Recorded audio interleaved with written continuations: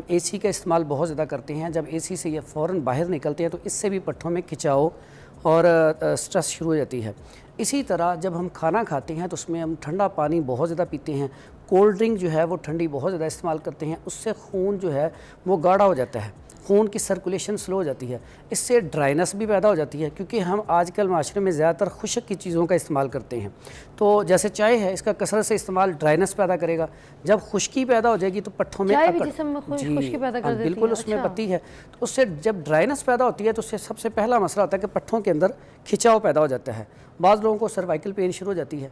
फिर ये जो बैक पे पट्टे खिंच जाते हैं, बिल्कुल ये अच्छा मेरा कल रात से ही चढ़ा हुआ है पट्टा, एक ही साइड का, वो आजकल वजह से चाय एसी की वजह से, चाय की वजह से बहुत ज़्यादा है। अच्छा तो इसमें ठंडा पानी जो है उसकी वजह से भी है। ठंडा पानी तो मैं नहीं, मगर ये मुझे मेरे ख्याल से आप जो कह रहे हैं ना, बिल्कुल ऐसे है। बाज़ों का हम जब लेटते हैं तो सही सिमत नहीं लेटते। हाँ, समटाइम्स सोने में कोई ऐसी कोताही हो जाती है, लेफ्ट सो जाए, राइट सो जाए, कोई ऐसे गलत एंगल से तकिया ऊपर नीचे, है ना। जैसे हमारे प्यारे नबी हज़रत मोहम्मद सल्लल्लाहु अलैहि वसल्लम ने फरमाया कि दाईं साइड पे ऐसे करवट लेके सोएं। और जब उठते वक्त भी हम बिल्कुल आराम से उठें। बाज़ औक़ात हम बड़ी जल्दी में उठते हैं तो इससे भी आपके अंदर पेन शुरू हो जाती है। अच्छा, फिर उसके बाद ये जो हम अद्वियात खाते हैं, फौरी तौर पे पेन किलर ले ली। बाज़ औक़ात डॉक्टर से भी नहीं पूछते, किसी तबीब से भी नहीं पूछते, खुद से ही लेके पेन किलर शुरू कर देते हैं। ऐसे है। पेन किलर जितनी है वो ड्राइनेस पैदा करती हैं क्योंकि उनका मिजाज खुश्क और गर्म होता है। अच्छा। जब हम खाते हैं तो खुश्की और बढ़ जाती है। बाज़ औक़ात हमारे पास पेशेंट ऐसे आते हैं जिनके वो ज़्यादा मेडिसिन खाने की वजह से ये जोड़ जो हैं ये टेढ़े हो जाते हैं, हाथ ऐसे मुड़ जाते हैं। क्यों? वो बार बार मतलब ना खुश्क चीज़ें, वो गर्म अद्वियात इस्तेमाल करते रहते हैं। एक वक्त आता है कि ये जो दवाई होती है ये असर करना छोड़ जाती है, तो इसके लिए फिर हम ऑयल बताते हैं पीने के लिए। मगर कुछ दर्द वो भी तो होते हैं ना जो जोड़ों के होते हैं, उम्र की वजह से हो जाते हैं शुरू। हाँ जी, जोड़ों के दर्दों के पेशेंट हो जाते हैं। जब इंसान की उम्र 40 साल से क्रॉस होती है ना तो उसका मिजाज हो जाता है खुश्की में चला जाता है, खुश्की और सर्दी में। कभी आप देखें बूढ़े जो हैं अक्सर औक़ात पूरी पूरी रात सोते ही नहीं हैं, उन्हें नींद ही नहीं आती। उसकी वजह क्या आती है? जैसे जैसे हमारी उम्र बढ़ती है हमारे अंदर ड्राइनेस बढ़ती जाती है, खुश्की बढ़ती जाती है। जब खुश्की बढ़ती जाती है तो जो जोड़ है इनके अंदर लुब्रिकेशन होती है, जैसे हम आम ज़बान में कहते हैं ग्रीस होती है। सॉरी मेरी गाड़ी ख़राब हो गई थी रास्ते में, इसलिए फ़ोन है। अच्छा सॉरी। अच्छा, इसमें जो लुब्रिकेशन होती है, फ्लूइड होता है, वो आहिस्ता आहिस्ता खुश्क होकर ख़त्म होना शुरू हो जाता है। तो जो बूढ़े होती हैं उनमें जब ये ख़त्म हो जाता है तो अंदर ड्राइनेस बढ़ जाती है जिसकी वजह से उन्हें खुश्की हो जाती है, खुश्की की वजह से कॉन्स्टिपेशन हो जाती है। अब होता है क्या, फिर पट्ठों में खिंचाव, जोड़ों में दर्द। फिर क्या होती है, जैसे जब लुब्रिकेशन ख़त्म हो गई तो टक टक की आवाज़ें आना शुरू हो जाती है। अब वो होता है कि कुछ अरसे बाद जो हमारी हड्डियाँ हैं ये जो है, ये वाली हड्डी ये भुरना शुरू हो जाती है। तो बाद में फिर अक्सर औक़ात पे डॉक्टर कहते हैं आपकी नींद नहीं डलेगी, आपका जो घुटना है ये बिल्कुल ख़राब हो चुका है। मैं तो अभी वो क्या कहते हैं ऑलिव ऑयल पीना शुरू किया पानी में, तो मैं ठीक हो गई। मैं तो नमाज भी नहीं पढ़ सकती थी बैठ के, ये बिल्कुल हालत ब्लॉक हो जाता था घुटना। बिल्कुल। अब ऑयल जब हम इस्तेमाल करेंगे ज़्यादा तो उससे क्या होगा, लुब्रिकेशन पैदा होगी। अच्छा, अब जब लुब्रिकेशन पैदा होगी, ग्रीस पैदा होगी, तो उससे क्या होगा, हमारे जोड़ बगैर ऑपरेशन के ठीक हो जाएंगे। बताऊं हकीम साहब, मेरी तो स्किन भी अच्छी हो गई, खुदा की कसम एक फ़र्क आया है। बड़ा वरना मैं किसी बात पे कसम नहीं उठाती, स्किन में फ़र्क आया, ड्राइनेस नॉर्मल हुई, बाल अच्छे हुए, और सबसे बड़ी बात मेरी टांग ठीक हो गई। ये सबसे ज़्यादा पेशेंट इसी चीज़ का है। मैं कहता हूँ कि हमारे अंदर खुश्की बहुत ज़्यादा। अब देखें ये जो चिड़चिड़ापन, गुस्सा, ज़िद, आजकल देखें ये जो मसाइल हैं, तलाक के मसाइल हैं, ये आपस में लड़ाई झगड़े, कत्लो गारत, तो ये बात छोटी सी होती है, वो चूँकि अंदर खुश्की होती है और वो कॉन्स्टिपेशन होती है, पट्ठों में खिंचाव होता है। जब खुश्की होगी ना तो खुश्की से नींद नहीं आती सही। जब नींद नहीं आएगी तो अच्छा, ये जो हमारे जिस्म में खुश्की है, ड्राइनेस है, तो ये इस सारा कुछ जो होता है इसी की वजह से होता है, क्योंकि डॉक्टर्स तो मतलब मानते ही नहीं इस चीज़ को, बस ये दो ही चीज़ें होती हैं। नहीं, मेरे पास बाज़ों का डॉक्टर हज़रात आती हैं जब अपनी फैमिली की मेडिसिन लेने आते हैं तो फिर मैं उन्हें गाइड करता हूँ।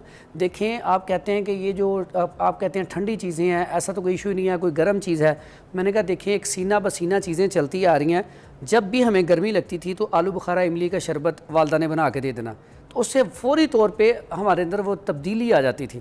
जैसे आम रूटीन में आप देखें, जब हम मटन खाते हैं या बीफ खाते हैं तो फौरी तौर पे हमारे जिस्म के अंदर हरारत पैदा होती है, ठीक है। और बाज़ों का ऐसा होता है कि पेशाब जल के आना शुरू हो जाता है, ठीक है, और फील होता है, ब्लड प्रेशर हाई हो जाता है।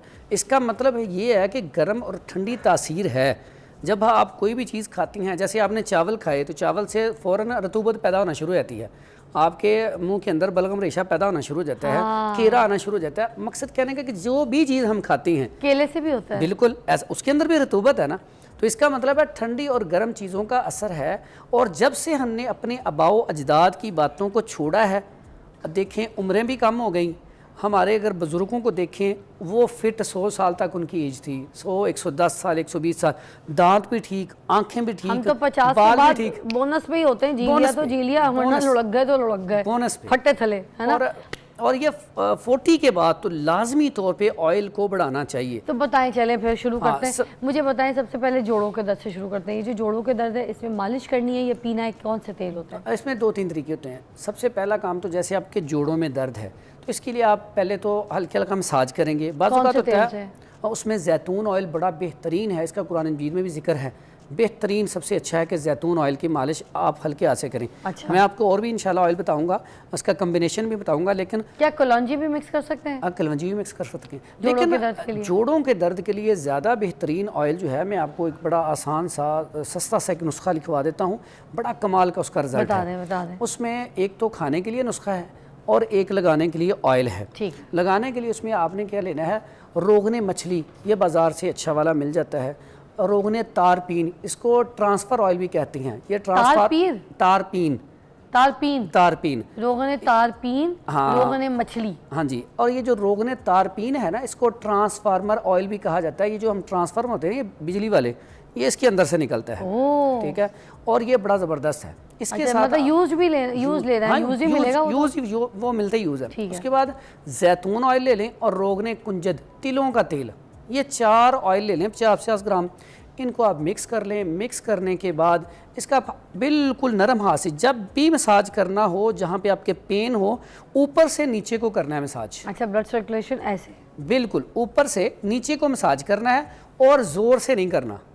बाज़-औक़ात जब आपके पेन हो ना, आपने ज़ोर ज़ोर से वो नहीं करना। हकीम साहब, तभी तो मज़ा आता है, जैसे ऐसे ऐसे करके अंगूठों से जब दर्द निकाला जाए ना। लेकिन उसमें वो अंदर तक सही जज़ब नहीं होता। अच्छा, हमने जज्ब वाला करना है। हमने जज़ब करना है। एक चीज़ आ गई, अब खाने के लिए ऐसा जो पेशेंट है उसे चाहिए कि वो सब्ज़ियाँ ज़्यादातर इस्तेमाल करे, क्योंकि उसके अंदर लुब्रिकेशन हमें चाहिए।